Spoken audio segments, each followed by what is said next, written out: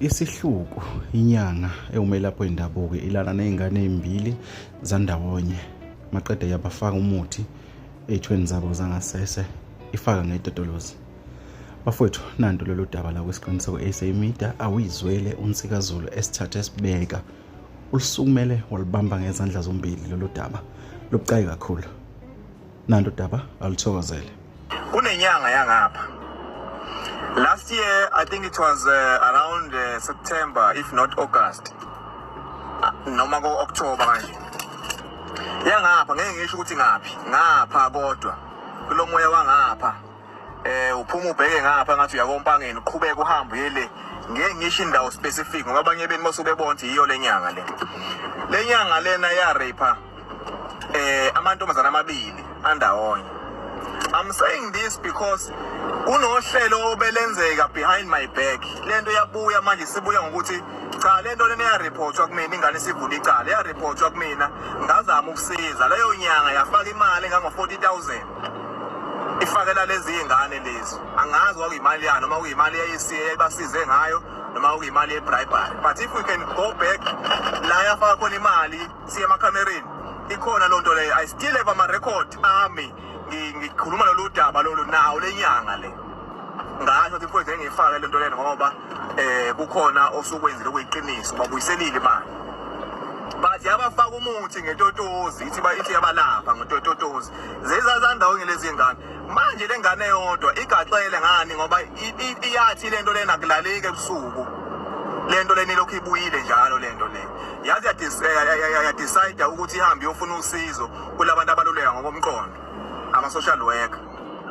Yazi yagcina sivula icase ya-advise ukuthi ayivule icase. Kune-case evuliwe. Yavulwa ngaphi icase? Ngeke ngisho indawo kwamanje, but kusasa ngizobuya ngisho indawo, ngisho nenyanga ukuthi ubani. Ngifake nomfakazi bonke, ngikhuluma nang. Ngifake yonke into nje khona. Ngoba njengamanje yathi mayivula icase, ngapha la ivula khona icase. Amaphoyisa ngale ahlangana nale nyanga, isho le nyanga yakhokhela amaphoyisa.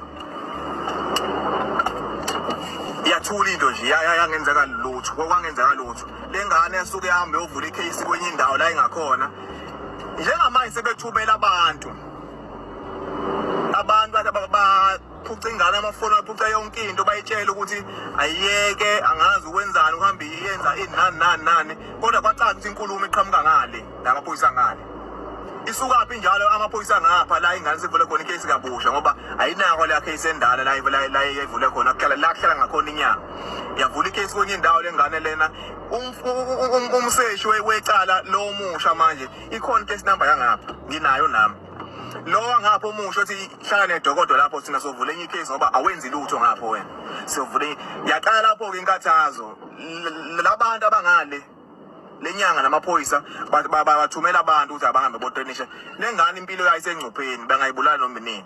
That's why ngenza lento le ngizoyifaka kusasa yonke imininingwane ephelele, but if ungayifakanga mina noma kukhona anything enzakalayo ngicela ukuthi yazi lenyanga le ukuthi na ngeke kuthole ukuphumula. Anikwazi bafowethu ukuganga ngabantu, anikwazi ukuqola abantu nithi mase nibaqoyela abantu nenze crime, mase nenze crime bese niphinde futhi nenze crime phekwe crime. Amaphoyisa ase-South Africa awayisukumele bafowethu lento le. Ngiyacela le video le ngizofaka enye video ezobe sinama details aphelele. Ifuna ihamba umhlaba wonke leyo video leyo. Nala bengifisa ihamba umhlaba wonke because amaphoyisa ngapha ngeke ngisho igama lendawo ngqo. Amaphoyisa ngapha kodwa. Umbheke ngapha kompangeni qhubeka ubhekele acorrupt ngalendlela esimanga.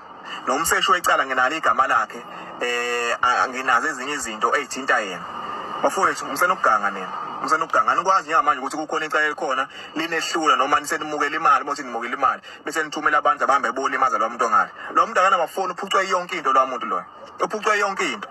Ngiyaganga bafowethu kusasa ekuseni ngizoyifaka ivideo ngangazo lezi ikhali lezi zabo10 kanje ngizoyifaka ivideo esinayo yonke neqondile specific.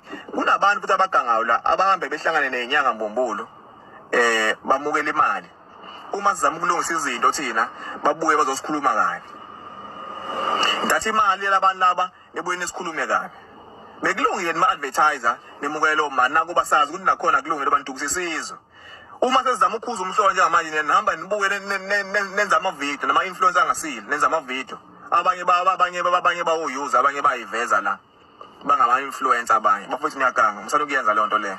njengamanje impilo yengane impilo yentombazane isengcupheni ingane ingalimani nomnini ngoba abantu bathatha amafoni banamagama abakhulumayo akhomba ngokusobala ukuthi isuka ngale yonke lento le.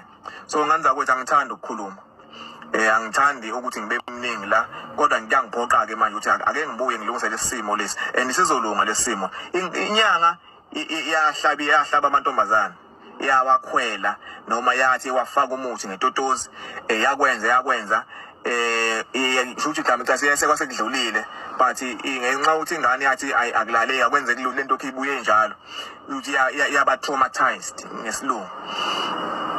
Mayivula icala ukuthi kulungiswe kahle izinto yena usefuna ukubulala omunye umuntu kulimaza umuntu hayi bafowethu